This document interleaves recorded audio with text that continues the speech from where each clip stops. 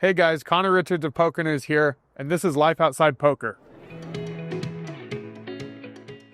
Hello everyone, Connor Richards of PokerNews here with Life Outside Poker. I'm here with one of the most memorable voices in all of poker, Joe Stapleton. Joe, thank you for being here. You're welcome. I'm one of the most memorable of all 7 total voices. Well, definitely someone who I look up to in poker. And Joe, I don't know if I told you this, but my first ever poker stop was one you were at. It was a RunGood stop at Thunder Valley.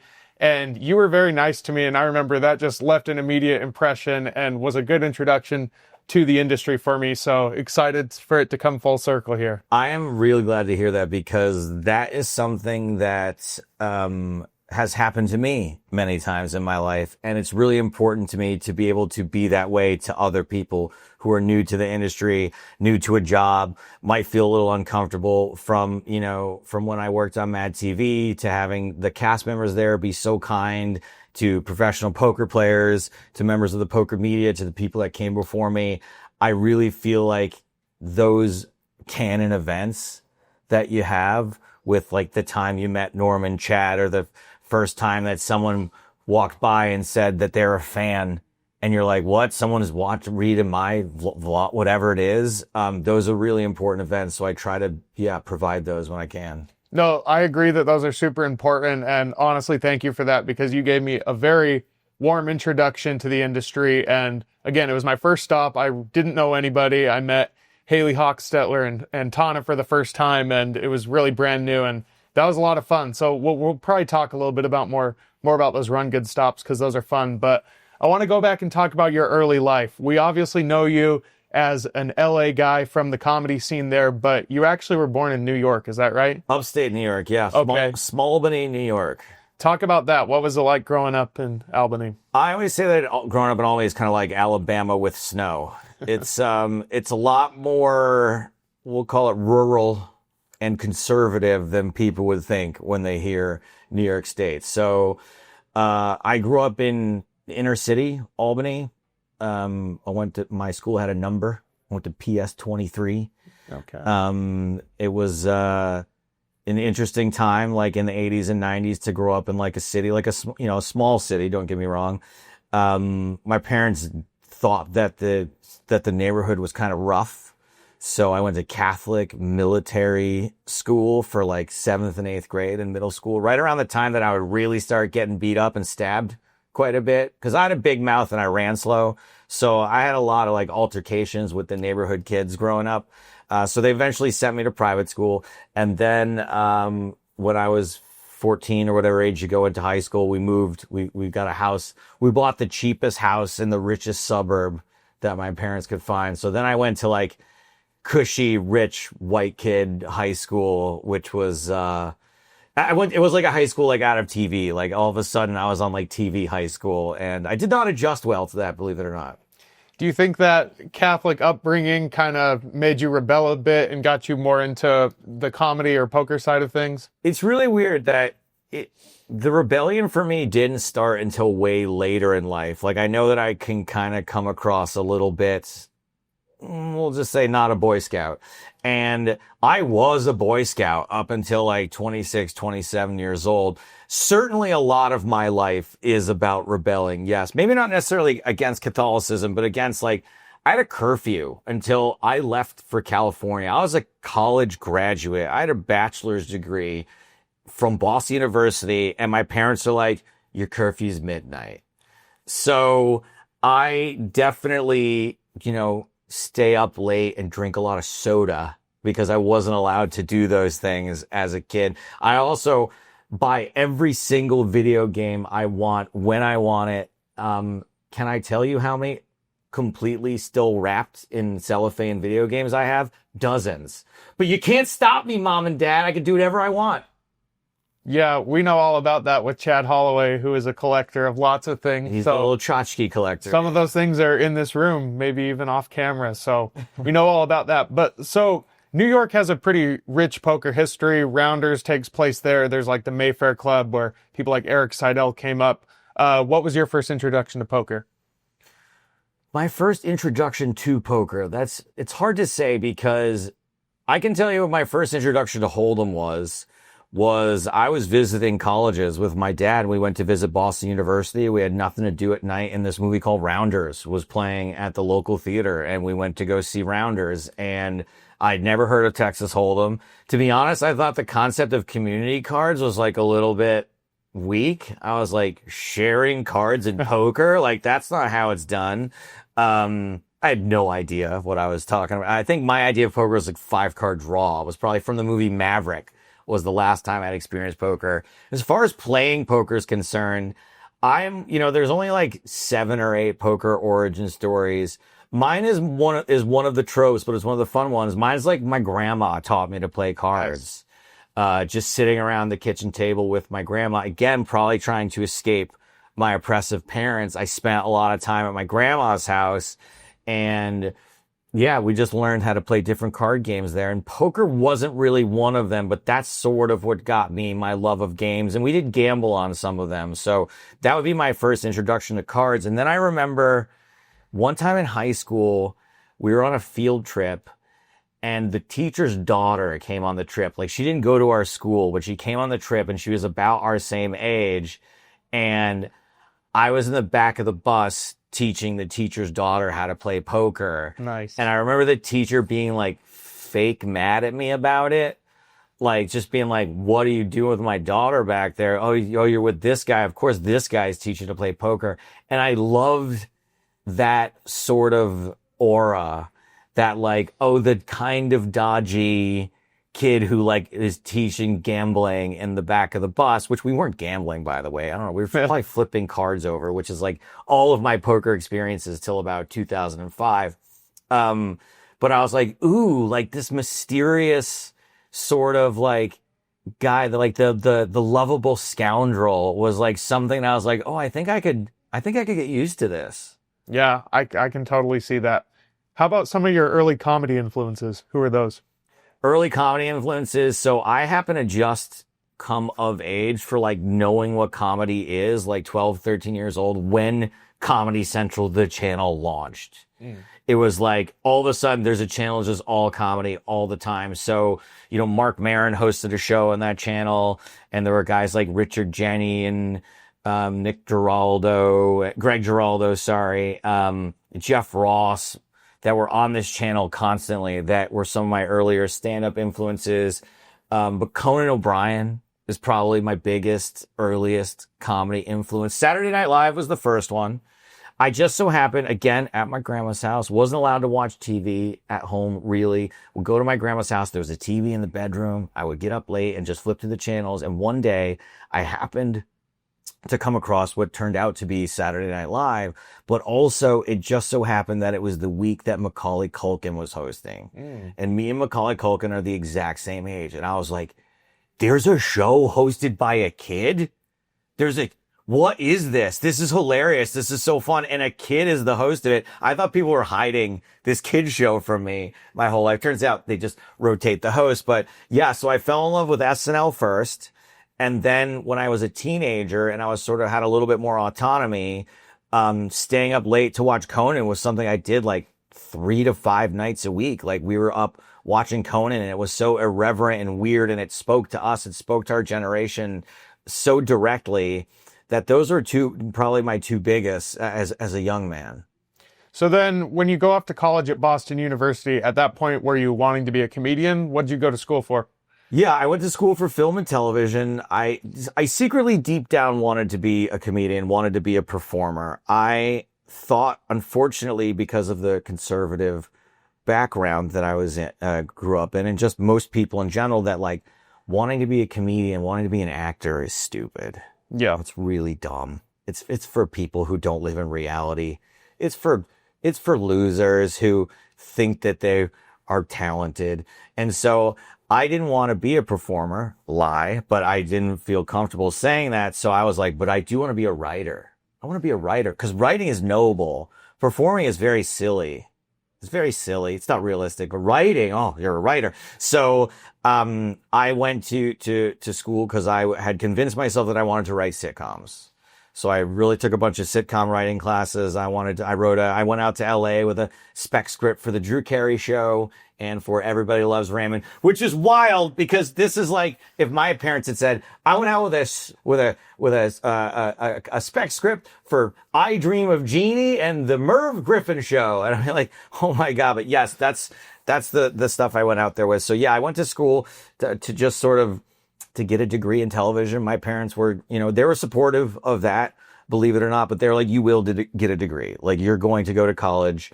I was lucky enough. I skipped a grade of college. I took a lot of AP classes in high school and, managed to skip a whole year of college. So I graduated when I was 20 and I was in LA 5 days later. So what's one of those early sitcom ideas you had? Sitcom ideas, like for my own sitcom. Interesting. I really just wanted to like write for the Drew Carey Show, like my dream job. But I'm trying to think if I had any ideas for sitcom. I had an idea, not necessarily for a sitcom, but you remember how there used to be like cheap action shows like Hercules and Xena, and like there was like a spy one, and there was one that was like free hot babes, and they were all spies. I had an idea for one of those, which applies now to poker commentary, about like a guy who hosts a show like Survivor, but he's actually a spy. So like during the day when they're doing all the shooting that he's not involved in, he's like off doing spy shit, but that's how he gets in and out of all the countries. It's because he's like part of this like Amazing Race type of production, which now I think would be a pretty cool idea for a poker commentator, right? If a poker commentator is actually a spy, and that's why he's all over the world all the time and all the sort of shenanigans he gets into. Don't steal that idea. It is a good idea, and I've long said, I think a lot of people have, there needs to be a good poker sitcom. I love workplace comedies, and I feel like poker's so ripe for it. So one treatment I wrote that kind of never really went anywhere because I didn't finish the pilot is called High Stakes Poker, and it's basically Cheers, but in a weed dispensary, and people are sitting around playing poker. So it's the same concept as Cheers, right? Like Sam Malone, who's like a former pitcher in the MLB, my version, former poker commentator, has opened up like a little 3-table legal poker room in Los Angeles, also happens to have a cannabis license. And the actors who live in LA come in and play themselves. So instead of having like Norm sitting at the bar drinking, you've got like Josh Molina sitting at the table playing 1-2, and while all this sort of weed smoke is going on around him. Love it. Absolutely great idea.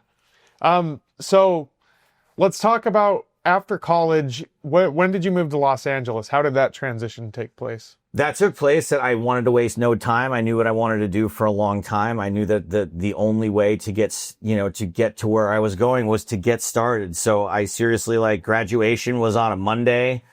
I was back home, packed the car on a Tuesday, and I was in Los Angeles by like the following Monday, probably.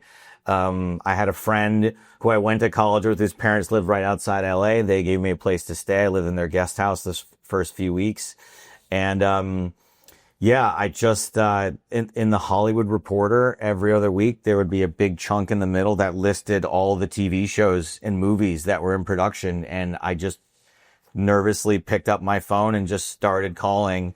And when I got to MADtv, they were the only ones that didn't say no right away. I was like, hey, are you hiring any production assistant positions? Everyone was like, no, not hiring. MADtv went, maybe. And I got real lucky that I got an interview. And while I was waiting to hear on the interview, like an alumni of my high school returned my phone call. He was like high up at Fox Sports or something. And I just read him an email. I was like, hey, we went to the same high school. I was wondering if I could take you to lunch, just whatever, networking kind of stuff.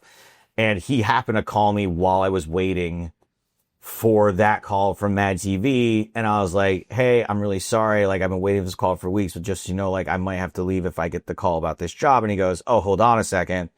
And he's just like, beep, bop, boop, bop, beep, bop, boop. And I can hear him. He's like, it's going to sound like I'm talking to you, but I'm not talking to you. He's like, hey, yeah, put me over to this person. I remember the guy's name. And I was like, put me over to this person at Fox. Yeah. Hey, what's up? It's so-and-so. Yeah. MADtv production assistant, Joe Stapleton. He's your guy. Okay, cool. Thanks. Hangs up. Comes to me. you got the job.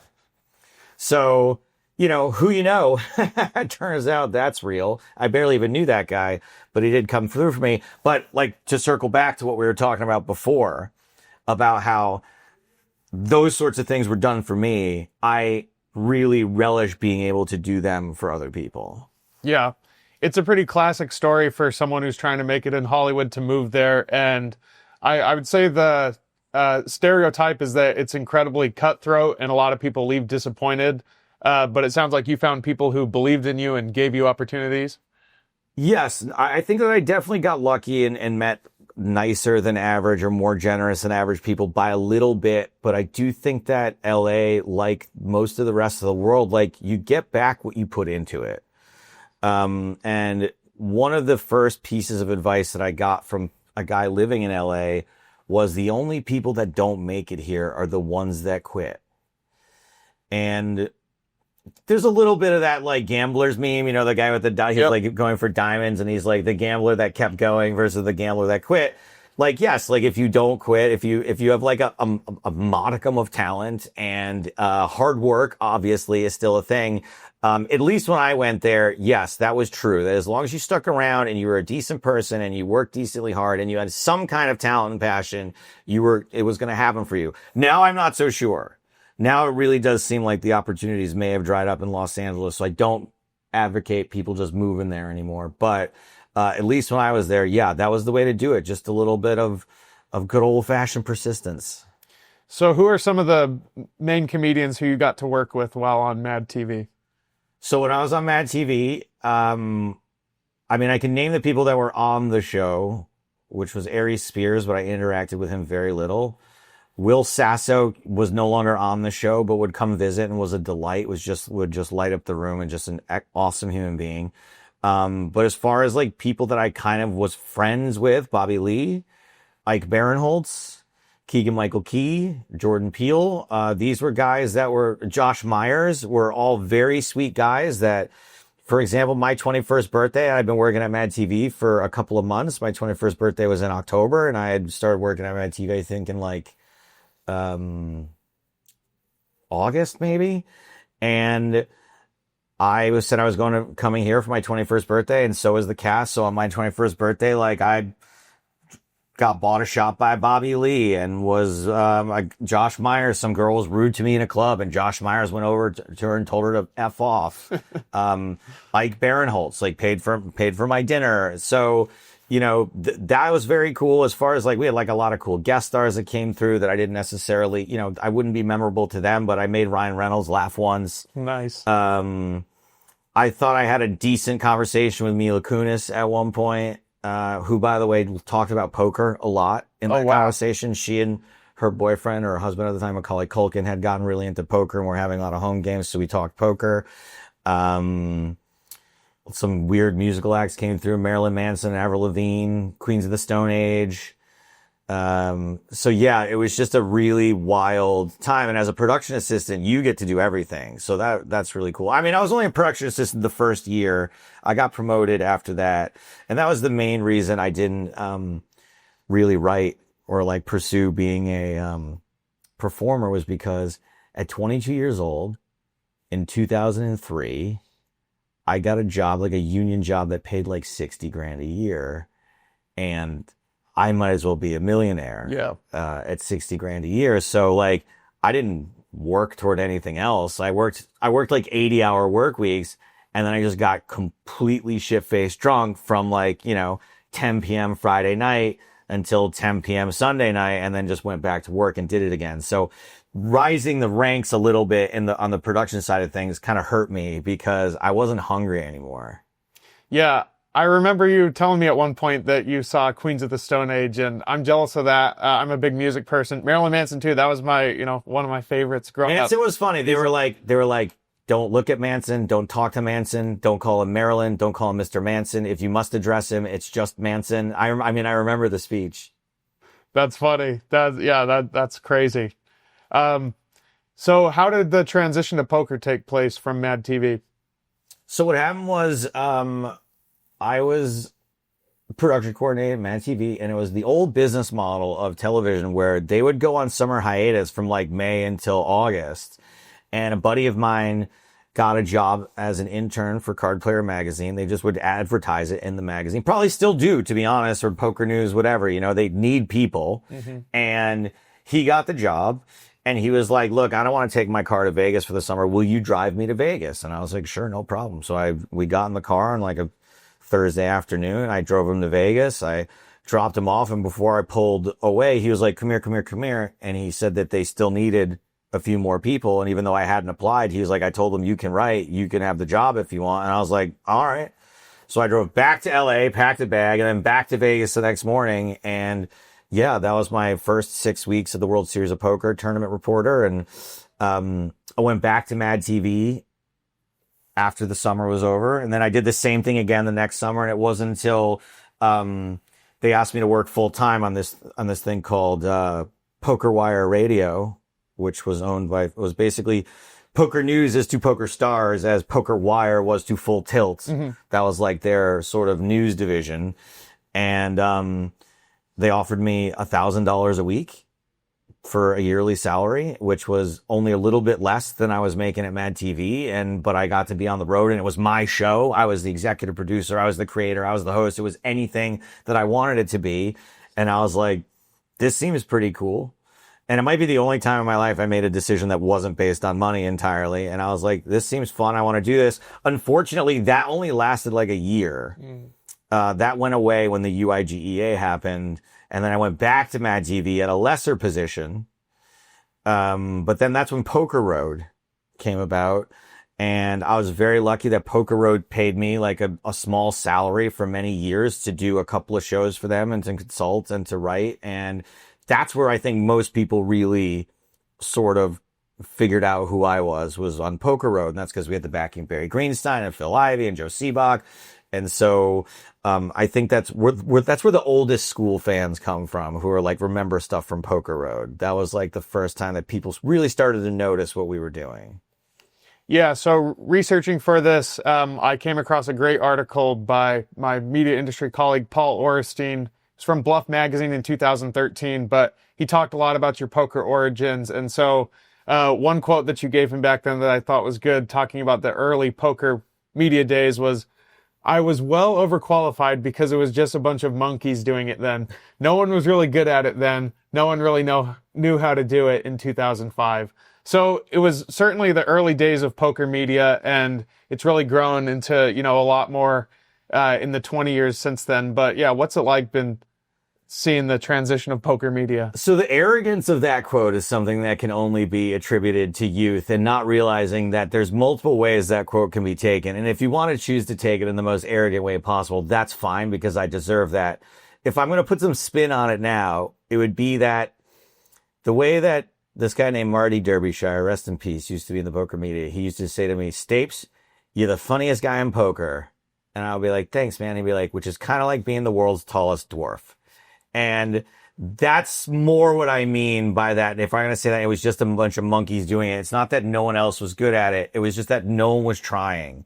There was a huge vacuum. There was a gap for someone who was behaved the way I behaved. And I got very lucky that people hadn't quite figured out that you could entertain people also with poker content. So that's really more what it was. And I'm so lucky, because if I had to enter now, there are so many talented people, so many people working very hard, working harder than I ever did. I thought I was the only guy doing funny stuff and the only guy trying this and trying that. And granted, the technology's come a long way. Like, in order to do a shoot like this, we needed $50,000 worth of gear back in 2005. And now you can do it with an iPhone and a ring light or whatever. No offense to this beautiful setup that's here, but you could do it with those things. And so, now, so to talk about the evolution of things, is that people have discovered that you can do stuff, and they're way more clever and way more creative than I ever was. And I do feel like I've fallen behind in like the, not just like keeping up with the zeitgeist kind of thing, but even with being funny. And that's because what I will tell all of you out there is that when you cash in, when you finally like have a steady paycheck from this, that's when they tell you, like, don't be so funny. It's serious now. So that's sort of, you know, what happened to me was, like, I got all these jobs from being irreverent and from being, like, kind of a douche. And then once you get the job, they're like, okay, you got to be a little reverent now, and you got to be a little bit less of a douche. And I appreciate that growth that I've been able to have, but it was a battle at first. No, I definitely interpreted that as a tongue-in-cheek comment and not arrogance. Okay, thank God. And definitely speaking to really just the infancy of poker media at the time. And Yes. like you said, technology. It's Infancy would have been a much nicer way than monkeys. But yeah, didn't interpret that as anything other than a funny joke. But it really is true that poker media has seriously evolved since then. So you mentioned it was Black Friday that really kind of changed everything. You were working for a company that you said it was under Full Tilt Poker, kind of like associated with Full Tilt Poker. So not for Black Friday. So UIGEA came first. There was Okay, like there was a little warning shot called the UIGEA, which is called the Unlawful Internet Gaming Enforcement Act. And basically what happened was there was a port security bill, like an anti-terrorism bill. And at the last second, as often happens in our government, this little thing got added on there that made it illegal to transfer money to financial institutions for the purposes of online poker. Sorry, it made the illegal for the financial institution to basically make a deposit for you. And that basically made it very clear that it was no longer a gray area, that the gray area was kind of going away. The gray area became more gray, I'll say that, and not for the best. So at that point, Poker Wire got shut down by Full Tilt because everyone thought that this was going to be the end of like the money spigot. And what ended up happening was the money spigot got turned on even harder because everyone just went crazy marketing and trying to make as much money as they could before this either went completely black or completely white, meaning now they're going to have to pay taxes and these regulations, whatever. So the business actually went even boominger between UIGEA and Black Friday. And then what happened was, Black Friday happened while we were in the booth recording season 2 of the original Big Game. The first season was a big hit. I got asked back for season 2. Chris Rose didn't want to come back. And lo and behold, my guy from 2005 that I drove out to Vegas, we'd always said we're going to be on TV together one day. I got him the job taking over for Chris Rose for season 2 of the Big Game. Scott Huff. So here we are 5 years later. Now we're on TV together after being card player interns, and literally in the middle of a recording session, I'm just like scrolling Facebook and I see a post that says GG Online Poker. And I'm like, I don't think that's good. And then we go to PokerStars.com, and on PokerStars.com is a big FBI logo, redacted by the U.S. Department of Justice. And that was a wild day. It was a wild time. Much like COVID, I'm not going to cry too much about it because personally, I got out relatively unscathed when a lot of people suffered quite a bit. PokerStars, to their credit, said, you guys are fine. Your jobs are all safe. We don't know what's going to happen with the show, or the show is off the air, effective immediately. We're pulling out of the U.S., but we are not pulling out of completing this season. Continue on, continue recording, continue doing your jobs. Everyone's going to get paid. And that all happened. What ended up happening from there was me, as a naive person in my 20s.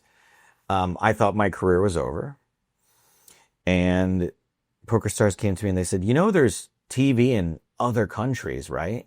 And I was like, somewhere deep down, I knew that was true, but like, it was the first time I was like, oh yeah, I guess there is.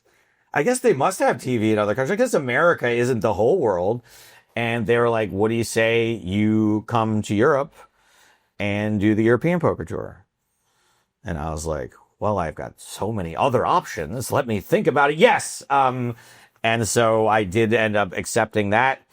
And I flew back and forth for a little while. And then eventually they said, do you want to just come move to England for a little while? And I said, yes. So I did a couple years in London.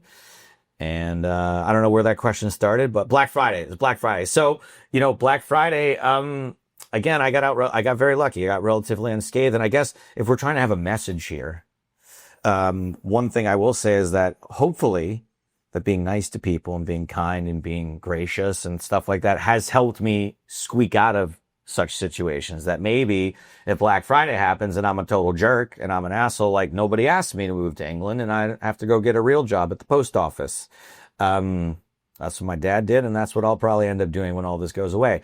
So hopefully, you know, that's sort of, again, how you treat people, I do think matters a lot, and about like sort of what karmically, people want to call it karma, but it's not. It's a very real knock-on effect of how you can act. So I got very lucky, we'll call it, and was able to, just skate past Black Friday and just be like, okay, later as I'm going to Europe. That is pretty crazy. I didn't realize that the big game was in the middle of Black Friday and how that must have impacted things. Yeah, it was season 2 never aired in America. Huff and I never ended up on TV in the USA. It did air in other places around the world and on the internet, but yeah, that was kind of that ended up being the sort of broke up our partnership also when I moved to, when I kept going to Europe for work. We had a podcast at the time called Two Jacks in the Hole, which eventually became Huff and Stapes, that did Rogan-esque numbers. We beat Rogan occasionally, and nobody knew. Nobody knew that you can make $100 million at it. Maybe one of the only regrets I truly have in life is not sticking with that show, because who knows, I could be the one ruining society now. I could be the one spreading misinformation and having an ego that would fill certainly this room. I could be me. So the big game is one of the most popular poker shows of all time, probably that or high stakes poker for sure. And it's got a really interesting format with the loose cannon, but I don't know, there's just something really magical about it and so many like memorable moments. I think about like the loose cannons making Hellmuth mad, or Tony G making Hellmuth mad, or yelling at Andrew Roble. What are some of your favorite moments from the big game? I mean, my favorite moments are the same. They're the same as yours. I mean, it's harder for me to remember than it is for most people. I think it was so long ago for me. So much has happened. I've seen so much poker since then.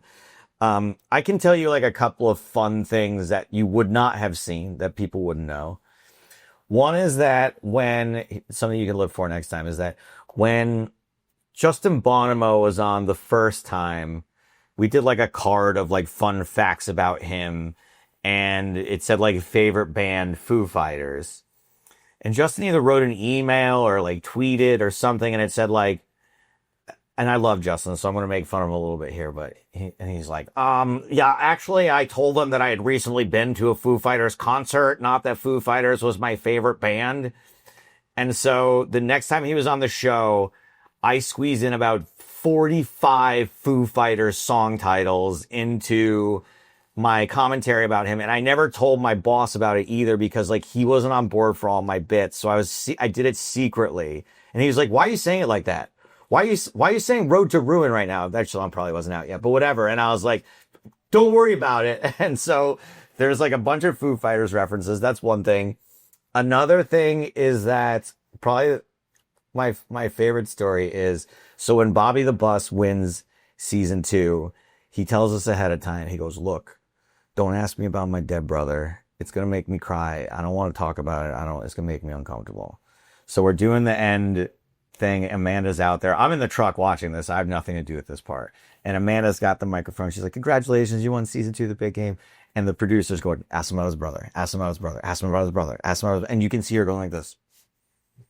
She's like, ask him about his brother. So finally goes, what do you think your brother would think about this?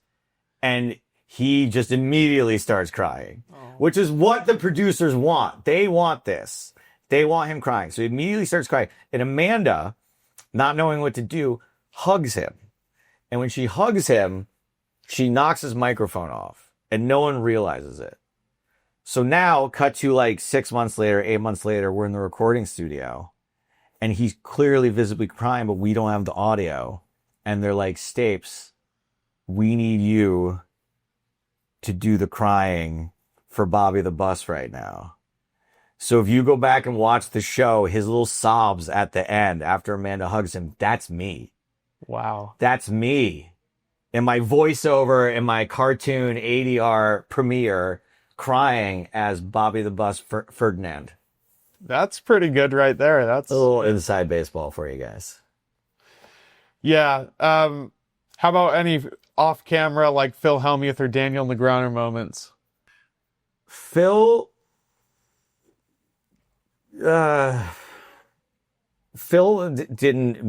didn't clock who I was to Phil until very recently. I'm talking like 2019, I think, until Phil figured out who I was. Always very nice, always generous, but my interactions were not personal. I was in a small group with him, but I was invisible to him. Daniel, on the other hand, I mean, Daniel and I were very, very close friends for a long time. I have Daniel to thank for a lot of my poker career, maybe all of it, to be honest, not to discount other people who have been helpful. But Daniel was madly in love with a very good friend of mine. And he wanted to do nice things for her. And she would always be like, cool, like, I'll go to dinner with you. I'll go to Europe with you, but you got to bring Stapes too. And so I spent a lot of time with Daniel and this young lady whose name now is Amanda Negreanu. They are now married and seem very happy. But yeah, I was lucky enough to be sort of on the sidelines for that and caught a lot of excess generosity from Daniel to impress Amanda. And so Daniel and I were super, super close friends, more or less until I moved to Europe. We just haven't lived in the same city, for a really long time. But yeah, so I've got great off-camera stuff with Daniel. His new podcast, every once in a while you'll catch my name being dropped, and every once in a while there'll be a story being told that I was involved in, but he's kind enough to leave my name out of it. Okay, well, now we know to go back and listen to those stories. So let's talk more about the Europe side of things, because PokerStars runs the European Poker Tour. I've covered a lot of these. They're a lot of fun. My favorite stop's Barcelona. I don't know what your favorite stop is. My favorite stop's Prague. Prague? I love Prague. I have been to Prague. I went there in 2022, and I also loved Prague. Was that the one in the springtime, or was it? No, it was in the winter, Okay, so it was like Christmas time. And beautiful. Yeah, a delight. Yeah. So talk about what makes the EPT special. We probably have a large American audience, probably people who haven't gotten to go over there. Talk about, the EPT. Well, I'm glad you brought up Americans that have never been over there, because I'll say this, nothing has opened my eyes more and changed my perception of the world than seeing more of the world. That thing about not knowing there was TV in other countries. I didn't know there was a lot of other stuff in other countries. I didn't know how good life is in other countries. We're raised here to think that America is the best, and America has some really fantastic things going for it, but there's some really amazing other places in the world where they do things differently, and those things actually work kind of well too. So, being able to travel and being able to see the world is something I can't recommend enough. To do it and to combine it with an EPT stop, I think is a no-brainer if you're a poker fan, because not only are you getting to see these places, but you're getting to see them from a place of relative comfort and a place of you're never really on your own. It's not like you're having to fend for yourself, except for maybe for when you get to the airport and then you get to the venue. But once you're there, the whole PokerStars machine, like the quality of the experience for a person who attends an EPT is out of this world. Like, I can't recommend it highly enough. There's just staff everywhere to help you with whatever you're looking for, whether you're playing, whether you're looking for stuff to do off-site, whether you need help with restaurant or hotel stuff. There are people for all of that stuff. And it's kind of like being able to go on a trip, but you're not alone. There's groups of people to do stuff with. So if you're kind of scared about going out of your comfort zone, you bring a big piece of comfort with you in the fact that there's lots of people already there. There's brands you already know. There's people that are there to help you with that stuff. And so the EPT has changed my life. I know it's changed a lot of American poker players' lives as well. It's a little bit harder now because you can't really satellite in very easily from most American states anymore. So, but I do recommend it very much if you're the sort of person that kind of wants to get out of your comfort zone just a little bit. Now, the only drawback is people are pretty good at poker over there. That's all I'll say. It's definitely true. I think the average skill of play is probably higher over there. So one thing that makes the EPTs great is the excellent PokerStars broadcasting and commentary. And we've talked about a lot of your people you've worked with, but we haven't mentioned James Hartigan, who is, of course, your commentary partner, and you two have a great chemistry. And yeah, talk about James. You've been really supportive of him and advocated for him, and like also Francine Watson, your boss, you've advocated for. So it seems like you just have a really good team you're working with there. The team's excellent. Lots of really talented people more experienced than me, if you can believe it. Like, I've been around a while. James has been around longer. Francine's been around even longer than that. And the support that I show them is 100% justified, but also, again, it's sort of returning the favor, because I wouldn't be here without their support initially. Daniel may have stamped his feet and got me on the big game, but when it came time to being on the European Poker Tour, that was, Francine. If I did not have the support of Francine, I would not have been in that job. If I did not have the support of James, I would not have been, gotten that job. So not only, have they been sort of the architect of a lot of what's gone on with me, and been, without their support, I wouldn't be here.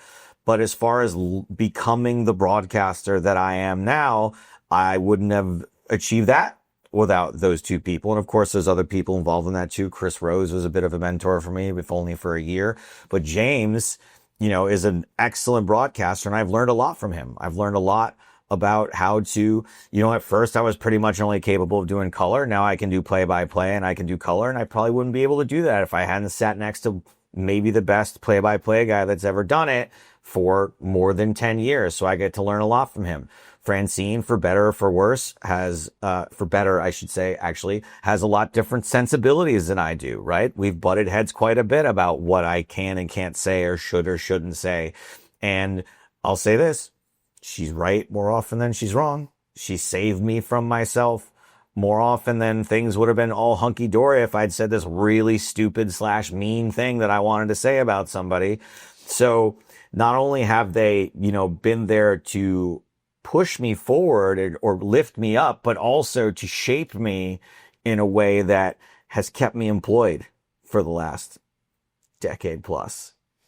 And so we're filming this interview here in Las Vegas at the World Series of Poker, and we don't always see you here. And so PokerStars is here doing some commentary for the WSOP. And so talk about what's going on this summer. I didn't think that I would ever be back here for a full summer ever again. As we went over, like, that's how I cut my teeth in this industry, was doing 55 nights in a furnished apartment, and then 55 nights at Bellagio the following year, and 55 nights at the Rio the following year. And at a certain point when I was working for Stars and this was happening here, I was like, well, those days are over. And then all of a sudden this year, PokerGo is looking for a broadcast partner, and we thought this would be fun. I don't know what the executives are thinking, but I thought this would be fun. I was like, hell yeah, let's do it. Let's go back to the World Series of Poker for 55 nights again. It hits a little differently at this age. I'm not going to lie. The last time I did this, I was in my 20s. Now I'm in my 40s, my early 40s. And, yeah, I feel honored. Like, there was really not a lot of broadcasting gigs left for me to do in this industry, except for the World Series of Poker, except for the World Series of Poker main event. So I'm thrilled that we're going to be broadcasting the first few days of the main event. Those are the most fun. That's what, and how many people fell in love with poker from watching the World Series of Poker main event. So to be able to be a part of that, and to be able to do it, the Stars way, and have me and James do it, and, sort of bring our community on board, is very exciting. Have you been playing at all? You going to play any WSOP events? I do not have time to play a single WSOP event while I am here. I could maybe squeeze in a nightly, but I got to tell you, the last thing that I want to do, I have like 4 days off this whole summer. And if I had 14 days off this whole summer, I would love to spend another night here at the Horseshoe till 4 o'clock in the morning. But at this point, I'm single. And so I would much rather be chasing other unattainable goals than a bracelet on my days off while I'm here. Well, let's go ahead and talk then about some of the other recent projects that you've had going on, kind of a little bit outside of poker. So one is, I think it was last year that you had a comic book be released, and it's described as Rounders meets Deadpool, but it's basically like an alter ego version of you. Is that right? Yeah, it's an exaggerated version of me. It's about a TV poker commentator who thinks he should be more famous. who has a bit of a chip on his shoulder about what he's achieved in this world, and that maybe he should be a little bit bigger than poker. And very quickly into our story, he loses that even, and he gets brought right back down to earth, and he's forced to rediscover his love of poker, and rediscover his passion for poker, and rediscover his appreciation for poker throughout the course of this story, which, yeah, has some rounders like elements. There's some, he gets involved with some people that he maybe shouldn't, and there's some debts that need to be repaid, and there's some, there's a little bit of action, a little bit of romance, but the Deadpool aspect of it is basically, my character seems very aware of what's going on most of the time. It doesn't exactly break the fourth wall, but is very much doing commentary on his own life while more or less ignoring the danger that he's in.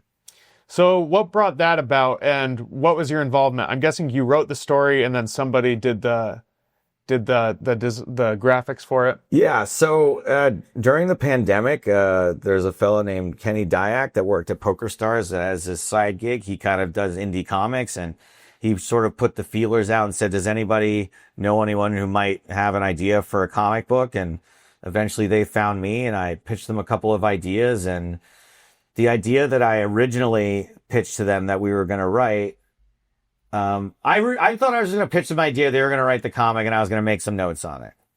We sit down on the very first day to write the first idea that we decided we were going to do, which is more or less, and I still want to do this idea, and I probably shouldn't put it out there, but it's more or less die-hard fan fiction. And it's John McClane. He's like in his 60s. He lives in Vegas. He's retired, and he just kind of sits around outside Bobby's room because he's got like 3 poker players that he's just watching their backs. He gets them to their car. Maybe he follows them home, that kind of thing. Private security for poker players. And he's hanging out at the World Series of Poker. And guess what happens? A big old robbery at the World Series of Poker. Die Hard 1 style. Guys with rappelling down with machine guns and this, that, the other thing. And I was like, this would be such a cool... Now, it wasn't going to be John McClane. It was going to be someone else. But I thought this would be like a really cool comic book. And the very first day we were writing it, I was like, I don't know how to... But once the robbery happens, like, how do you keep having poker in it? Like, because everyone would stop playing poker, like, at a certain point. And I was like, it doesn't, it's kind of a barrier. And I was like, all right, guys, here's one more idea. This idea it's about a guy who's kind of like me. And then I basically just pitched them what I did. And they were like, oh, no. That's the story we're doing. So that's how it came about. And instead of someone else, so Neil Gibson is a prolific comic book writer. We sat and wrote it every day together. Like 3 days a week. He was in England. I was in the US. I was getting up at 3 a.m. and writing with him from 3 to 5. And then doing my normal PokerStars broadcasting because we were broadcasting almost every day back then. And, the way it works is you write sort of the action and the dialogue in one column, and then what you think the visuals should be in the other column. And in a way, it's like a lot harder than writing a screenplay, because what would happen is I would be like, okay, like Stapes gets home from a long day and he throws his stuff in his drawer and he flops down on the bed. And like when you write that in a screenplay, you've got a production designer that buys the dresser and that puts the posters on. But the artist is like, what else is in the dresser? What's on the walls? What's his bedding look like? What's the room look like? And I'm like, oh my God, this is so much work. Like I can't make all these decisions. So that's why it took us like close to a year to write it. We had some bumps along the road for like story and how to work things out and how to make it end. One regret that I have is that it wraps up very quickly, because they were like, Stapes, this comic book's like 130 pages long already. This is way longer than we wanted it to be. Like, we got to wrap this up. So like the ending comes pretty quickly. But other than that, I'm really proud of it. We've had some interest in production companies are kind of looking at it right now and have taken pitches for it to major streamers who I'm told are into it. These things very rarely pan out. Even if someone says they want to buy it right in the room, it still doesn't mean. I'd say you still have about an 8% chance of it happening. So, we've had good feedback so far. I just want to do things that sort of grow the game of poker. That's my only shot at getting in the Poker Hall of Fame, right? It's never going to be, first of all, I have no shot, but the grower category is like the only one I'm legitimately sort of qualified for. So to be able to do that, I love it because I think that there is a beauty to this game that we overlook quite a bit, because we focus on the highest levels of competition. But I think why the World Series of Poker is so popular as a thing to attend is because adult men don't have a lot of stuff they can do to hang out. And you can see from, in my opinion, the resurgence of poker from the pandemic and how much live poker is thriving is because people really want to be around each other. They really want to be social. And I think poker is a great outlet for that. So I think the more people, especially men who have a hard time connecting with other men in a lot of ways, I think that poker is like really important for that. And obviously I've met like a lot of women also through this and become great friends. And so, you know, just being able to be friends and be social with people, that aspect of poker is important to me. And I think that introducing poker to people through mainstream means is a great way to do that. So on that same subject, you had a consulting credit for a mainstream movie. The film was The Card Counter by Paul Schrader. So how did that come about? How did they reach out to you and what consulting did you do? Arguably mainstream Paul Schrader. Yeah. My friend is a movie producer, a good friend of mine who I've known in LA for years. And she, when I say producer, she's this sort that reads scripts and says, you know what? I think I can find money for this, like an indie film producer. And she read Paul's script and she saw there was a bunch of poker in it. And honestly, I think that because of our friendship, it made her really want to make this movie.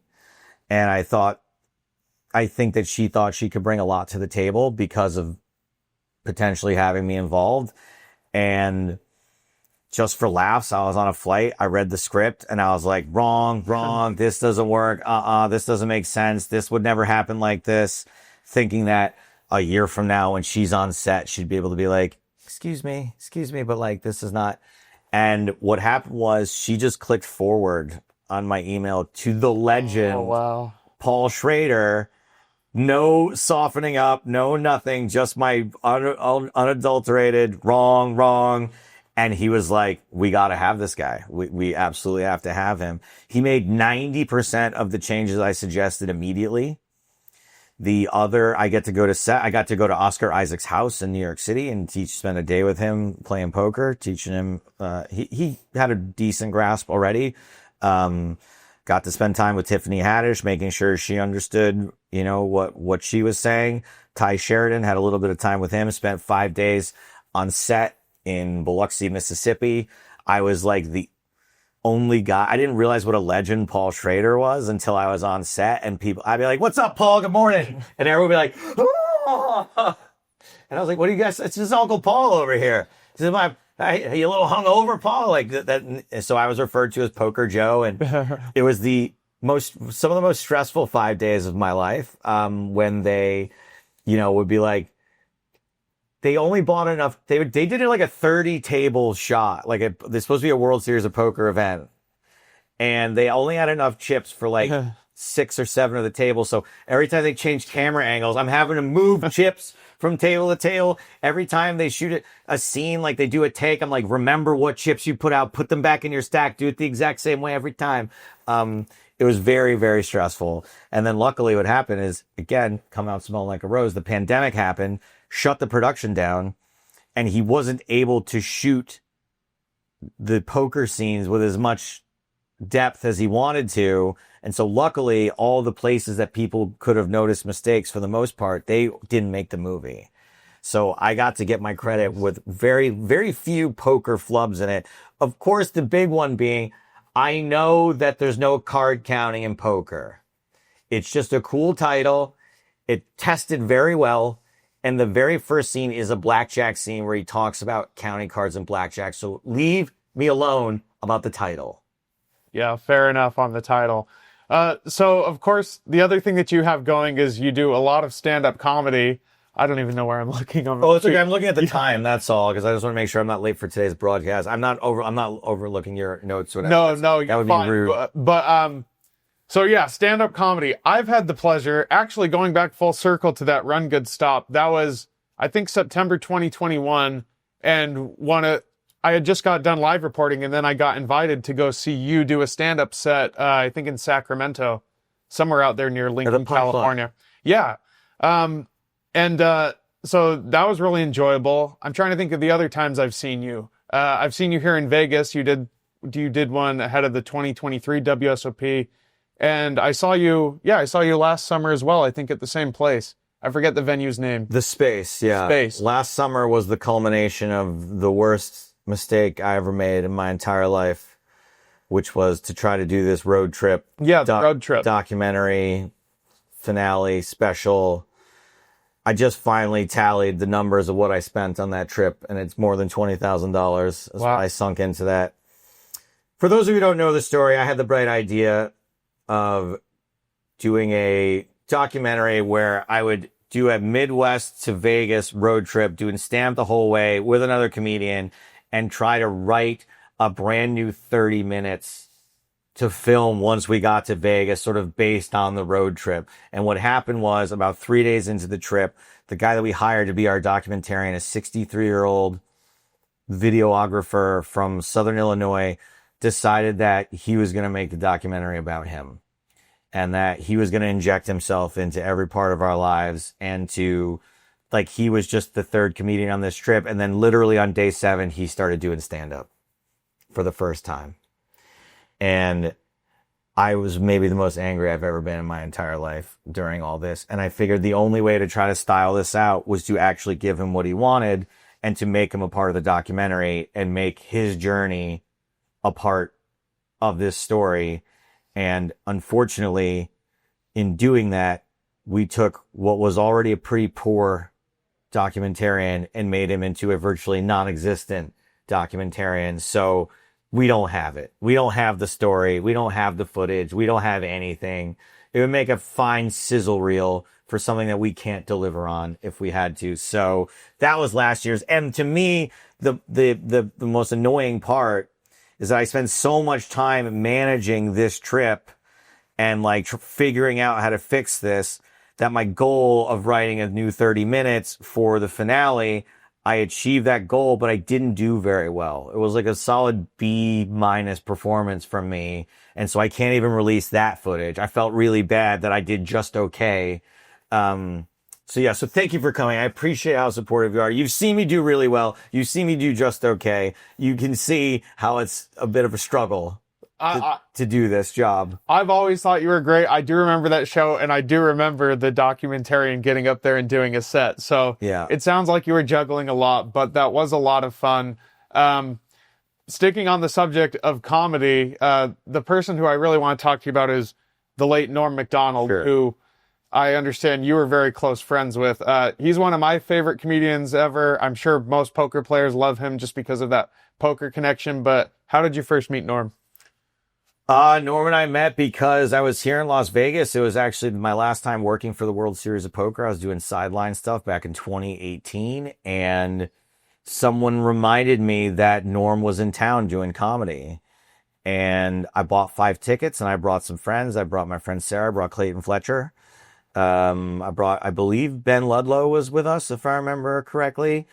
And we were kind of just hanging out after the show, just trying to decide what to do. The show was incredible, magical. My first time ever seeing Norm live myself.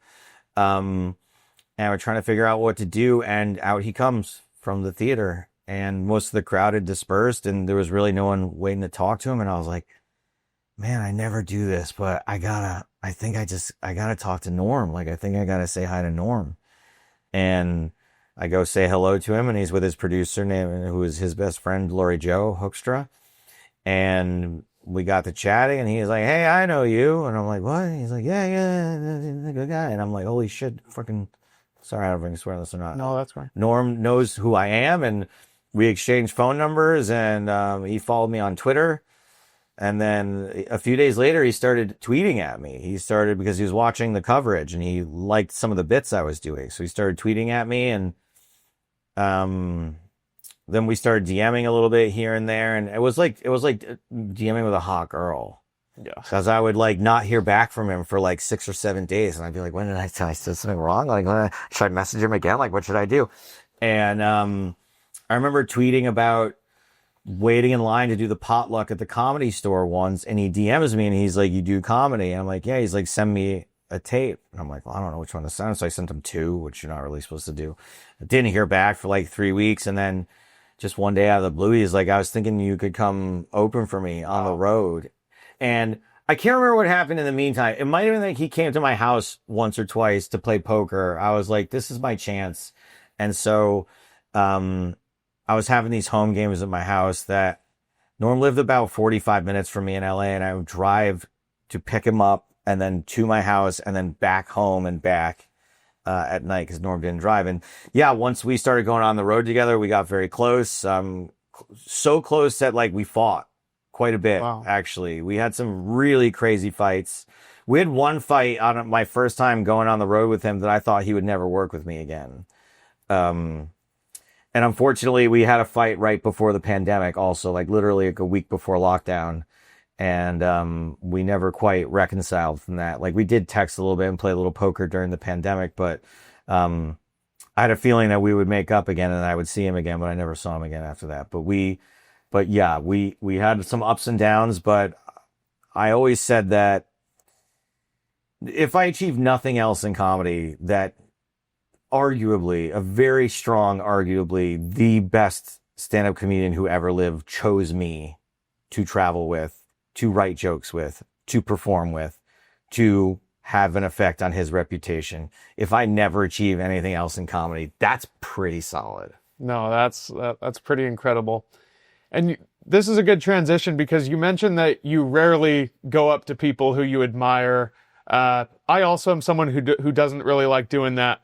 One person who I did do it to was Steve Albini because he's a recording engineer for people who don't know. He's also a 2-time bracelet winner. But my first World Series that I came down in 2021, he had busted an event I was covering, and I just couldn't help myself. I had to go up to him and say, "Hey, I'm a big fan of your work," and he was very nice about it. But as I understand it, you actually were close with Albini as well, or played with him a couple times at least? I don't want to overstate by saying close, but we were friends for sure. We had a really good relationship.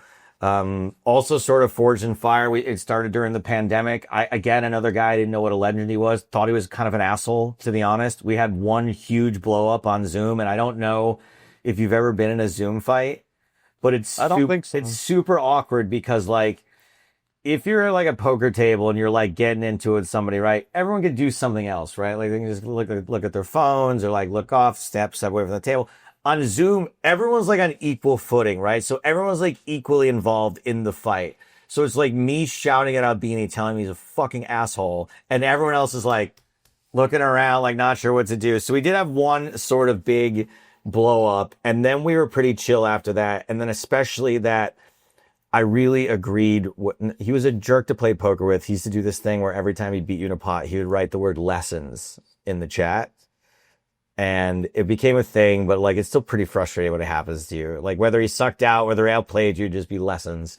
But I really grew to appreciate who his public persona was even more, and the stances that he took and the things that he stood up for, and the passion with which he did it. And it made me really admire him. And so when he and I would like secretly like tee-hee-hee in DMs on Twitter over like some dunk he had made on someone, I felt really special being involved with that. So, and he's the only piece of a bracelet I've ever had. I bought a piece of him the summer he won that bracelet.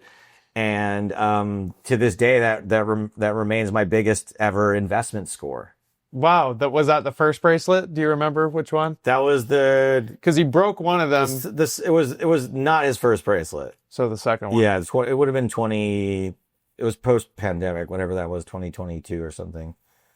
Yeah, well, again, one of my idols. He's someone who I never got to interview, but I did write about him last year. He passed away last May, I believe. Yeah. So yeah, I'm glad that I at least got to introduce myself to him. You're right though that he's a very acerbic person. I'm not surprised that you got in some fights with him in the chats and stuff. Yeah, and sometimes you have to do that, right? Where you kind of have to have it out with somebody, and then you come to a better understanding. I mean, and to his credit, he came out to the Laugh Factory in Chicago and saw me, and he was his wife was immunocompromised, which is why he was so sort of militant about masks, but he came double masked, sat in the audience, and then even came up on stage when I wanted him to do something with me on stage. So he really was a very supportive guy. That's a really cool story. Well, I just have some more general questions here as we wrap up. So one that I hope it's geography. It's a little less poker related, but so I like asking people for a book they would recommend. Since you're from the Hollywood world, a movie would also work. A book or a movie, but it doesn't. It's just any. It doesn't have to be poker. Yeah, be poker related. Well, the first thing that jumps to the top of my head is people probably said this before. This is the book that got me into poker. Reading Positively Fifth Street by James McManus. I was like, I have to be involved in this. I have to play this game. Wow, this is so cool. It's so well written. It's got history. It's got true crime. It's got, poker hand histories in it. It's a really great book. What is a movie? We'll say something current. I'll just say A Black Bag I saw recently and I thought it's awesome. I think Soderbergh is just a genius filmmaker and puts out like a solid 8 out of 10 movie like every 14 months. So that's a pretty recent one. Great. And the movie's like an hour and 26 minutes long. So it's none of these marathon stuff. What did Spooky Tales I just watched. That was kind of interesting. That's on The Accountant too. Fine. I don't know. I wasn't prepared for this question. No, that's okay. But Positively Fifth Street for sure. That's absolutely a great book. So the next question is, we've talked a lot about, you've been quite reflective about your career, talking about, things that you did right and looking back on people who helped you and things like that. So what's a piece of advice you'd give to your younger self? A piece of advice I would give to my younger self. Well, one would be to ask for more money sooner. I am a really terrible business person, and I just assumed for my entire career, like, people are paying me what's fair. Like, this is like, you don't have to negotiate. Like, that's what the money they have. Like, you win, they win. That's not what's happening most of the time, or was happening most of the time. So I think I'd be a little bit more of a stingy negotiator with your time also. That going above and beyond is good, but there's a certain point too that I think that, you have to figure out that you're just doing too much. And I guess if I could go way back to my younger self, to a guy that really wasn't super confident. And, it's just that, let's say high school, for example. I wish I could go back and whisper in my ear, none of this matters. It's going to be fine. Don't worry. This all sucks. Your life's going to be awesome. Like, that's what I wish I could tell myself back then. Just get through this. All the stuff that you want to do, holding hands with girls, you're going to do that and then some, okay? Just chill out. Just hang tight. Great advice. Okay, so the last question. One thing that I love about poker is how much it's just like a metaphor for life. How many aspects of the game apply to other things, whether it's like bankroll management or just take one hand at a time, all these sort of metaphors. So what is your favorite life lesson from poker? A lot of my life lessons from poker, I apply to stand-up comedy, but they don't have to. I think they can apply to lots of things. And I think the big one is that your friends are also your competition, right? Especially in poker, definitely in stand-up comedy, and oftentimes in life, right? Like, your friends you're competing for the same jobs, you're competing for the same dating pool, you're competing for this and that. And I think that what I would take away from poker is that you can be jealous of your friends, but you can still be happy for them. And there is infinite success to go around. So just because someone got an opportunity or got lucky and did something and you feel like really it should be you that's up there, it could be you tomorrow. It could be you next week. There is no limit on how many paths to success there are. So try not to sweat it not being you, and just keep your head down and keep doing what you think is right.